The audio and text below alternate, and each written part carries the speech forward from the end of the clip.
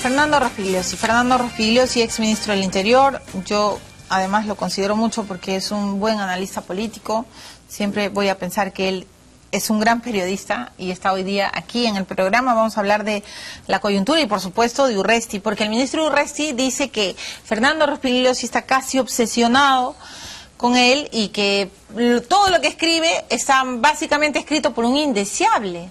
O sea, ahora Rospigliosi es el indeseable, según Urresti, porque Fernando ha estado contando y comentando y escribiendo toda la serie, la cadena de errores, ¿no es cierto?, que ha tenido en sus últimos días y tiempos el ministro del Interior.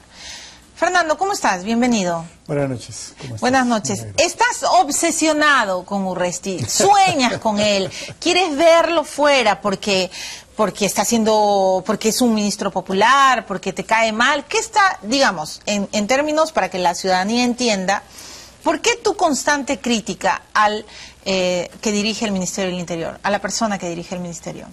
En realidad mi crítica es a la falta de una política de seguridad ciudadana que lo he venido señalando desde el principio de este gobierno. Y los resultados, los hechos están mostrando que en efecto no hay una política de seguridad ciudadana. Entonces, eso es algo que nos está costando mucho a todos los peruanos, que está empeorando y cada día que pasa se hace más difícil revertirlo. Entonces, yo, te digo la verdad, ya he perdido las esperanzas con este gobierno. No creo que nada sustancial vaya a cambiar. Pero la principal promesa, Fernando, del presidente Ollantumala antes de ser elegido fue devolver la seguridad. Así es, pero hizo muchas promesas que por supuesto no podía cumplir porque no tenía idea de cómo hacerlo. Y en este caso, en el tema de seguridad ciudadana, no ha dado pie con bola. Hemos tenido 6 ministros en lo que va del gobierno, ya estamos en el 4º año de gobierno y no hay una política de seguridad ciudadana, o sea, cambia el ministro y cambia todo. Entonces... la actividad frenética de Urresti y sus constantes apariciones, algunas con errores graves, ¿no? Ayer entrevisté a las hijas del señor Armero, ¿no es cierto? Jesús Amudio, ¿no? Jesús Chávez Amudio. Y luego lo del yeso, que él ha dicho que ya, Fernando, dejes de hablar de eso, en fin, y el último gran problema y gran tragedia en Cajamarca. Bueno. ¿Crees que en su afán de revertir la percepción de que antes los ministros de Humala no hacían nada, él está cometiendo errores, pero de alguna manera está haciendo algo? O sea, ¿le das algún, no sé si beneficio de duda, pero le das algo de aprobación a Urresti o te parece que es un desastre? Creo que está empeorando las cosas sustancialmente. Está empeorando las cosas. ¿Por qué?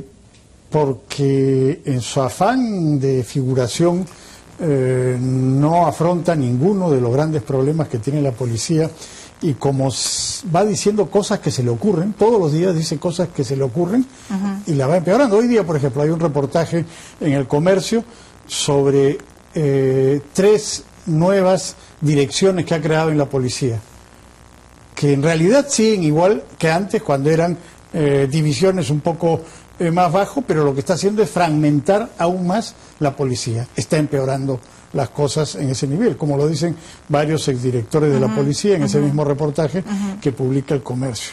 Ahora está haciendo otra barbaridad. Quiere meter a 1000 licenciados de las Fuerzas Armadas con 3 meses de entrenamiento a la policía. Cuando uno de los problemas de la policía es que tiene que ser desmilitarizada. La policía tiene que ser un organismo civil. Ya, pero no en militar. ese punto yo te quiero plantear algo porque, Fernando, tú has sido ministro del Interior y hemos llegado, no sé si a una línea sin retorno, y quiero que tu análisis vaya en ese terreno, porque no sabes la cantidad de personas que me escriben, personas que son víctimas ya del sicariato, personas que presencian crímenes. Entonces, por un lado, aparentemente no hay suficientes policías y por el otro, hay ya ciudadanos que piden que los militares salgan a las calles incluso para disuadir. Dicen, bueno, por lo menos que si de repente ven a un militar ya no se van a atrever a matar. Eso no es verdad, eso no es verdad. O sea, Eso ya se ha probado en América Latina muchas veces y ha fracasado en todas partes. Entonces, claro, hay opiniones ingenuas de la gente que no conoce, pero no es así, ya se probó 1000 veces en América Latina. ¿Pero y qué hacemos con fracasó en todas partes? Mira, Ajá. ¿quiere más policías? Muy sencillo, elimina el trabajo a medio tiempo de la policía y tienes el doble de policías. ¿Por qué no hacen eso? El ministro anterior, Walter Albán, dijo que en julio se empezaba con más de 30.000 policías que iban a dejar de trabajar a medio tiempo, como ahora, iban a empezar a trabajar a tiempo completo. Eso se puede hacer ahora porque hay dinero, antes no se podía porque no había plata. ¿Por qué no se hace? Bueno, ¿por qué no se hace? Pregúntate. O sea, lo dijo el propio ministro de este gobierno, Walter Albán. En julio empezamos y vamos a tener 33.000 o más policías trabajando a tiempo completo. Ya, y mientras Entonces, perdón. Ese problema de la cantidad de policías se puede resolver empezando con eso. Ahora, el otro punto es que lo más importante no es la cantidad, es la calidad. Y cuando conversemos sobre Cajamarca, vamos a ver eso. Lo vengo diciendo hace tiempo, pero decir las cosas acá es arar en el mar. Es una barbaridad tener 28 escuelas de policías, porque la política de este gobierno y del anterior es más policías a cualquier precio. Eso empeora las cosas, como hemos visto en Cajamarca. Terrible lo que Esos policías no tienen ninguna preparación. O sea, y estamos además, sacando policías no profesionales a la calle. no preparados. Y además, muchas de esas escuelas son escuelas de corrupción. Y ojo, ese policía que sale va a tener un arma, va a tener un uniforme y va a estar 40 años en la institución. ¿Pero qué hacemos, Fernando? Porque bueno, ayer un cambista ha matado un ladrón ha matado a un cambista en Pueblo Libre. Perdón, al revés. El cambista mató al ladrón en Pueblo Libre. La semana pasada una señora, y lo comenté en el programa, recibió 3 balazos. Y incluso los sicarios le dispararon delante de una criatura, Fernando. O sea, eso ya es... Y ahí, bueno, luego hemos visto lo de Cajamarca. Bueno, pero has visto lo que ha dicho el ministro, que el sicariato no le importa a la gente. Es que eso me parece una locura, que haya dicho Urresti eso. Pero entonces, ¿qué crees que va a hacer este gobierno con esas ideas? Ya, pero ¿quién nos defiende a los ciudadanos? Bueno, ¿quién nos protege? Bueno, pues... O sea, que esperamos el próximo gobierno. No, porque elegimos pues a Ollantumala, que ha hecho estas barbaridades. Entonces, lo que necesitamos es cambiar esto. Las ideas están, no se requiere gran ciencia. Te digo, Albán tenía, hagamos que la policía trabaje a tiempo completo, cosa elemental que ocurre en nuestros vecinos. Ya no necesitamos ir a grandes policías del mundo, en Colombia, en Chile. Entonces, ¿se puede hacer? Se puede hacer. ¿Por qué lo ha abandonado este gobierno? No lo sé, preguntémosles a ellos. Ya, pero te están preguntando en Twitter, y es una buena pregunta la que te hace Alberto Guachete. Dice, tú sabes, Fernando, lo difícil que es ser ministro del Interior. ¿No crees que que te estás excediendo al criticar tanto? Mira, veamos los hechos. Al comienzo de este gobierno, ¿qué dije? No hay política de seguridad ciudadana. ¿Hay política de seguridad ciudadana o no? No hay. Las cosas van a empeorar. ¿Han empeorado o no han empeorado? Sí. Entonces, ya, pero, eso es lo que está ocurriendo ahora. Pero entonces me preocupa. Las alternativas se han planteado. La próxima semana hay un CADE donde uno de los temas que ahora sí preocupan a todo el mundo, incluyendo a los empresarios, uno de los temas fundamentales del CADE es la seguridad para plantear alternativas. Va a venir el general Oscar Naranjo de Colombia, que hizo un gran trabajo con la policía colombiana, y luego va a haber un panel donde vamos a estar. Es increíble, algunos. Vas a estar, ¿verdad? Sí. Es increíble porque seguridad y corrupción va a estar presente en CADE, o sea, ya es el fin del mundo, pues, pero ¿no? Ese es el otro gran problema que también he venido señalando sistemáticamente hace tiempo.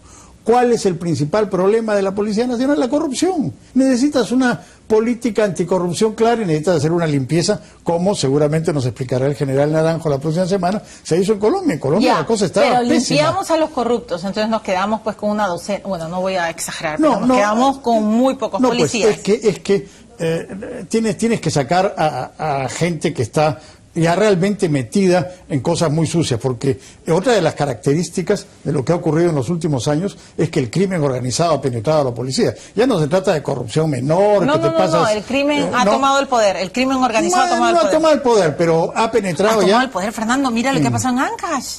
No, pues estamos hablando de la policía, que ha penetrado diversas unidades policiales. Han habido casos graves. En Chiclayo han habido 2 casos graves que han involucrado a varios coroneles, al jefe de la región. Entonces, y mira lo de Oscar López Meneses, ¿no? Bueno, hay varios casos que ya nos están mostrando que la cosa está muy deteriorada. Para eso se requiere cambios drásticos. Ya, pero si fueras hoy día, anticorrupción. Fernando, si hoy día fueras ministro del Interior y enfrentaras este gran desacierto en el terreno de la seguridad y supieras además que todos los ciudadanos están preocupados, porque estamos preocupados. Todos y eso no preocupados. Es nada de histeria, como decía Jiménez, ni de percepción, como decía Pedraza. Esto es una realidad. El punto es que en Villa de Salvador, en San Juan del Lurigancho, en Villa María del Triunfo, pasada las 7 de la noche es tierra de nadie. Y no me van a mentir, porque todo el tiempo me lo repiten y los ciudadanos no inventan, ¿no es cierto? Ya hay crímenes. ¿Qué hacemos, Fernando? ¿Qué harías? Bueno, te estoy diciendo, primero tienes que hacer una limpieza radical en la policía. Para eso se requiere un consenso político y gente independiente al frente del Ministerio del Interior, porque de lo contrario nadie confiaría, porque haría lo que hizo este gobierno al principio, que sacó su primera medida, sacó 29 generales de la policía. ¿Para qué? Para poner a un allegado como el general Salazar, que fue el que inició el asunto de López Meneses. Entonces, claro, con este tipo de ministros, de la pareja presidencial. Con este tipo de ministros tú no puedes tener una política de limpieza de la policía, porque va a ser una limpieza partidaria, para llamarla de alguna manera. Van a votar a los adversarios y van a dejar a los allegados, no importa si sean corruptos o no. Se requiere gente independiente y un consenso político. Pero eso es fundamental. Si no se hace eso, difícilmente se va a poder avanzar. Se requiere poner a trabajar a la policía a tiempo completo, con lo cual duplicas el número de policías. Se requiere cerrar muchas de esas escuelas que están produciendo policías de mala calidad, por la sencilla razón de que la policía no tiene capacidad para manejar 28 escuelas, no tiene profesores, ¿qué cosas les van a enseñar ahí? Tú tienes que concentrarte en las mejores escuelas y sacar buenos policías con buen entrenamiento. Por ejemplo, en el caso del sicariato, ¿qué se requiere? No se requiere sacar militares a las calles y poner un militar con un fusil en la esquina. Ese no es el punto. El punto es agarrar a los que ordenan los asesinatos. Ya, pero si hasta ahora ni siquiera se bloquea. ¿Ya se bloqueó o no los celulares en los penales? Todavía, ¿no? ¿Todavía? ¿Qué requieres? Inteligencia e investigación policial. Eso es básico. Cuando tú empieces a agarrar a los que ordenan los asesinatos, no a los muchachitos de 15, 16 años, muchas veces los agarran, pero si tú no agarras al que ha ordenado el asesinato, ese va a seguir ordenando asesinatos, porque conseguir un sicario, un muchacho de estos ahora es muy fácil, por unos cuantos soles. Luego hay que hacer prevención e intervenir en los lugares de donde salen estos muchachos. La violencia no es genética, la violencia se aprende. Estos muchachos aprenden violencia en las pandillas, en las calles.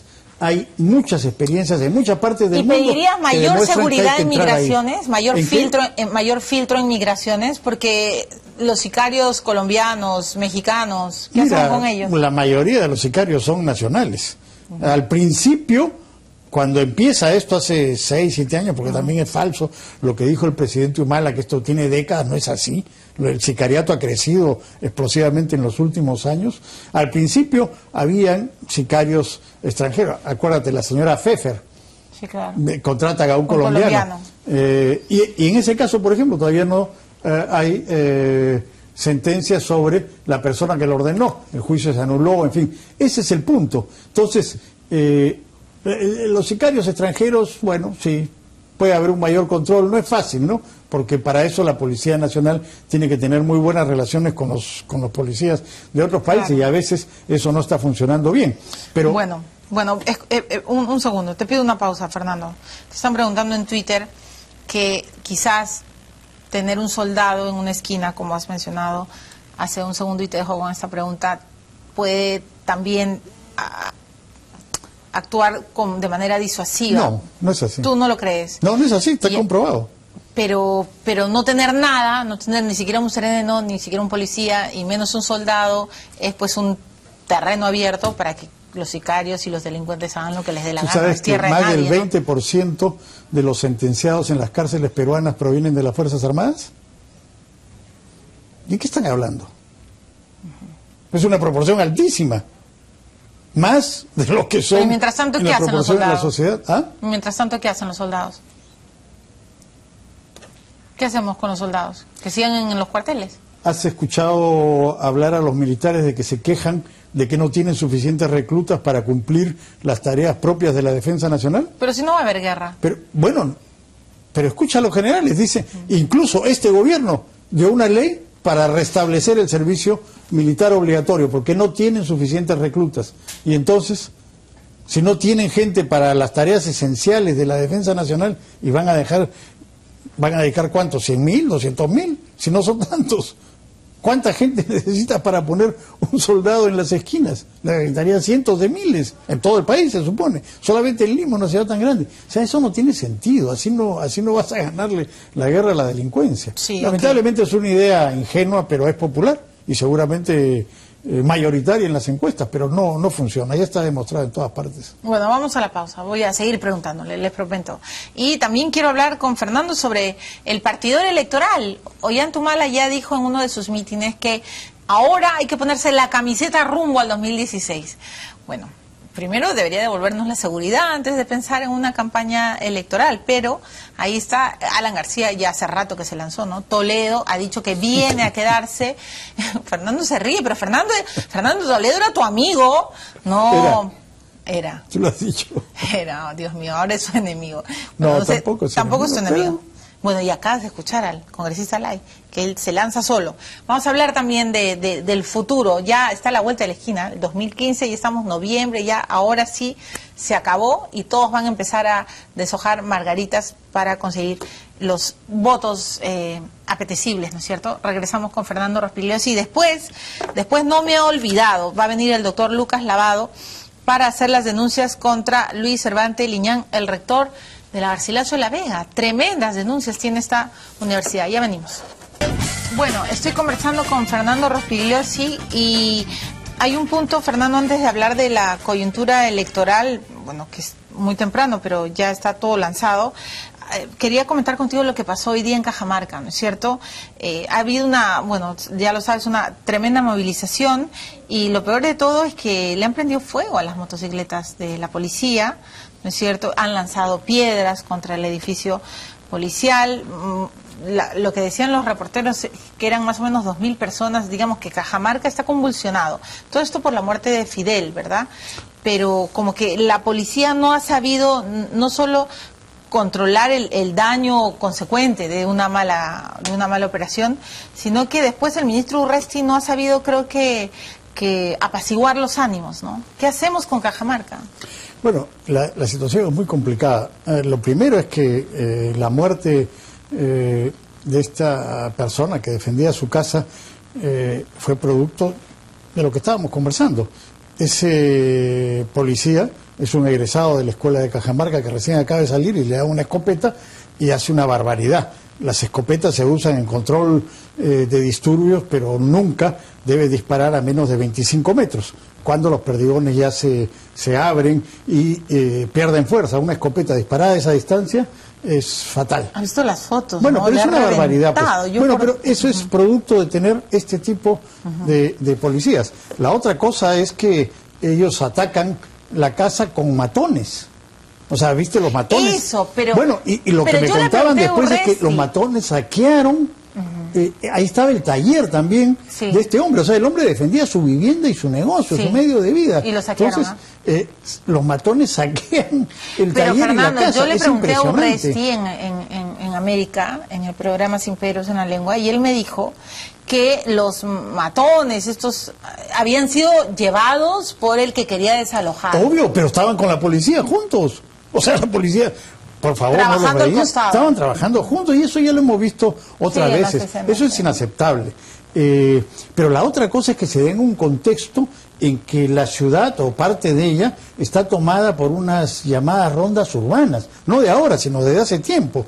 Y entonces, hace unos días, estas rondas atacaron una discoteca que dicen que es de un oficial de la policía. No sabemos si esto es cierto o no, pero eso es lo que dice la gente ahí. Atacan esta discoteca, se enfrentan a la policía y la policía detiene a 5. estos 5 están detenidos, han habido manifestaciones para que los liberen y mañana la Corte debe determinar si lo deja en libertad o no. Si lo deja en libertad la cosa va a ser muchísimo peor porque ya las rondas se van a... Y estas rondas llenan el vacío que deja la policía, pero a la vez extorsionan a la gente, les piden cupos. Entonces, eso se ha convertido en una tierra de nadie. Y en Cajamarca, que hemos tenido el conflicto de Conga, donde ha habido enfrentamientos con la policía, entonces imagínate lo explosiva que es la situación ahí, y se requiere ciertamente mucha tranquilidad, pero también firmeza para poner orden. ¿Se ha perdido la perspectiva, Fernando, en Cajamarca, o no se sabe qué hacer? Bueno, yo creo que el Estado ha perdido no solamente su prestigio, sino el control. Y entonces cualquiera que aparece ahí con violencia toma determinados puntos de la ciudad o del campo, en el caso de las rondas campesinas. Y con este desprestigio actual de la policía, imagínate lo que puede suceder en el futuro si es que no se actúa con inteligencia y con prudencia. Y hablando de futuro, Ollanta, el presidente, acaba de lanzar y de decir que es hora de ponerse la camiseta de los nacionalistas rumbo al 2016. Se habla de 2 fichas electorales dentro de ese partido, o bueno, hasta 3. Se habla de Ana Jara, de Urresti y de quizás Marisol o Daniela Bugatás. A Bugatás yo creo que él no, bueno, no sé, quizás esté dispuesto, pero aparentemente no, últimamente no tiene tantas buenas relaciones con el triángulo del poder, ¿no? Por otro lado, Toledo ha venido y ha dicho que va a recuperar la fuerza de su partido y que va a viajar por todo el Perú y se queda. Y luego han salido voces como la de Vargas Llosa y Cateriano, que ahora está disparando contra el APRA y contra el fujimorismo, a decir que de ninguna manera Keiko será presidenta. Y ¿quién más? Bueno, Keiko hace rato está tratando de llenar todo el Perú. Humberto Olaya acaba de decir que va solo. PPK ya no sé con quién va, pero va.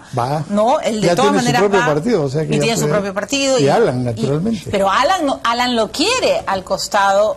Alan lo quiere a PPK. Lo quiere seducir. Lo quiere seducir, pero yo creo que no lo va a lograr. Y Alan, por supuesto. Alan va hace rato. Entonces, señor Rospigliosi, ¿cómo ve esta campaña? Bueno, muy complicado. Seguramente vamos a tener 10 o 12 candidatos, probablemente, ¿no? Y bueno, creo que lo que muestran las encuestas ahora, Alan, Keiko y PPK son los que probablemente tengan más opción, pero en el Perú cualquier cosa puede suceder. Ahora, respecto al partido de Humala, así es que se le puede llamar partido, hemos visto el desastre que han tenido en las elecciones del 5 de octubre. Nada, ni siquiera han presentado candidatos. El partido de gobierno no ha presentado candidatos. No es un partido, en realidad. Es como casi todo el resto, un movimiento caudillista. Ellos decían que no presentaban porque no querían romper la armonía. No entiendo. No, ojo, la señora Nadine Heredia, la presidenta del partido, es la única que no ha dado cuenta, porque a todo el resto, a Alan García, a Raúl Castro del PPC, a todos se les han pedido cuentas, oiga, a Keiko Fujimori, bueno, le fue mal, le fue bien, le fue regular, le fue pésimo, pero la señora Nadine Heredia, que es la presidenta del partido, debería haber respondido como cualquier persona, como cualquier político que tiene que responder por el triunfo o la derrota de su grupo. Con esto termino. Fernando, Nadine Heredia debería de explicar como presidenta del partido cuál fue realmente la relación, los vínculos que tuvo Belaúnde Locio con este gobierno, porque has visto lo que se ha destapado en Cuarto Poder, ¿no? Por supuesto, ¿no? Tanto el presidente Humala como Nadine Heredia, porque además, como sabemos, en la campaña, el hermano de Nadine Heredia, Ilan Heredia, era uno de los que manejaba los fondos, y después viene esta transferencia de la empresa que queda Belaúnde, Ilan Heredia, o sea, había una serie de relaciones y de manejos entre ellos, entonces... Ilan es el heredero, prácticamente, de la empresa de Belaúnde Locio. Claro, deberían responder por lo que ocurrió ahí. Y en uno de los videos que se presenta en Cuarto Poder en Madre de Dios, ahí Martín Belaúnde se vanagloria de sus relaciones con el poder, ¿no es cierto? Y todas estas cosas, ¿cómo las hacía? Porque tiene vínculos con el poder, por eso menciona al congresista tal, al otro congresista, al funcionario. ¿Dónde está Belaúnde Locio? Eso lo sabe Belaúnde Locio y quizás alguien en ¿Crees Palacio, que está ¿no? en el Perú? No lo sé, no tengo No idea. tienes la más no tengo mínima idea. idea, habría que ver. Pero tus contactos, tú siempre tienes contactos. Tú sabes cosas, Fernando. ¿Qué será de él, no? Y de Orellana, ¿no? Y de Orellana. Pero Martín Belaúnde creo que es el más difícil de atrapar por los buenos contactos que tiene en el gobierno, ¿no? ¿El más difícil que Orellana? Sí, claro, por los buenos contactos, por la protección que tiene, ¿no? Sí, porque hasta Ollanta ha dicho que le da pena, ¿no? Sí, al único que le da pena, todo el resto lo maltrata, lo patea, pero a él no.